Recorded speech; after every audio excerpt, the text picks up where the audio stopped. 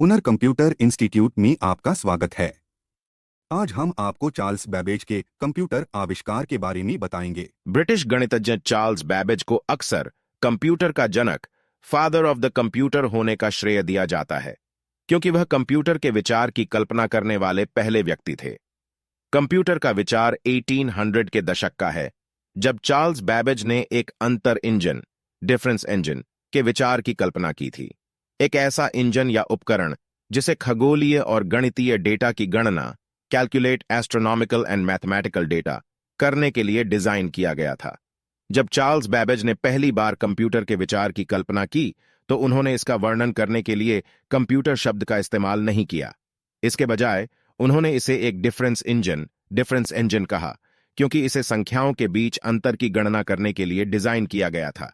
हालांकि कंप्यूटर शब्द का अर्थ अंततः कुछ पूरी तरह से अलग हो गया। इसका उपयोग उन मशीनों का वर्णन करने के लिए किया गया था जो सूचनाओं को संसाधित, प्रोसेस कर सकती थीं, डेटा संग्रहीत, डेटा कलेक्शन कर सकती थीं और यहां तक कि गणना, कैलकुलेशन भी कर सकती थीं। कंप्यूटर शब्द का इस्तेमाल उन लोगों के लिए भी किया जाता था जो इन मशीनों को संचालित करते थे। कंप्यूटिंग के शुरुआती दिनों में कंप्यूटर उन लोगों द्वारा संचालित किए जाते थे जिन्हें कंप्यूटर कहा जाता था। इन लोगों को इस बात की गहरी समझ थी कि कंप्यूटर कैसे काम करते हैं और उन्हें कई तरह के काम करने के लिए प्रोग्राम करने में सक्षम थे। हालांकि पहला computer, electronic numerical integrator and computer, the electronic numerical integrator and computer, ENIAC, के आविष्कार पर चार्ल्स बैबेज के अंतर इंजन, डिफरेंस इंजन, की परिकल्पना को मान्यता मिली। ENIAC का आविष्कार 1946 में जॉन मॉचली और जे प्रेस्पर एकर्ट द्वारा किया गया था। यह संग्रहीत कार्यक्रम अवधारणा का उपयोग करके बनाया गया पहला कंप्यूटर था और उस समय की किसी भी अन्य मशीन की तुलना में बहुत तेजी से गणना करने में सक्षम था। ENIAC एक विशाल मशीन थी जो पूरे एक कमरे जितनी जगह घेरता था और 18,000 से अधिक वैक्यूम ट्यूबों का इसमें उपयोग किया।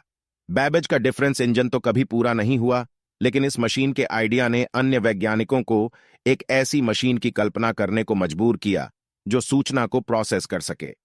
इस तरह 1950 और 1960 के दशक की शुरुआत में कंप्यूटर एक बड़ी मशीन के रूप में था जो कि पूरे एक कमरे जितनी जगह घेरता था और यह ज्यादातर सैन्य और बड़े व्यवसायों द्वारा उपयोग किया जाता था। जैसे जैसे समय बीतता गया और टेक्नोलॉजी एडवांस्ड होती गई, कंप्यूटर छोटे और अधिक शक्तिशाली होते गए। अंततः व्यक्तिगत कंप्यूटर, पर्सनल कंप्यूटर, लैपटॉप और इंटरनेट के आविष्कार के रूप में बदल गए और इस तरह कंप्यूटर ने हमारे कम्युनिकेशन, बिजनेस और एंटरटेनमेंट के तरीके को बदल दिया। ऐसे वीडियो को देखने के लिए चैनल को लाइक और सब्सक्राइब करें।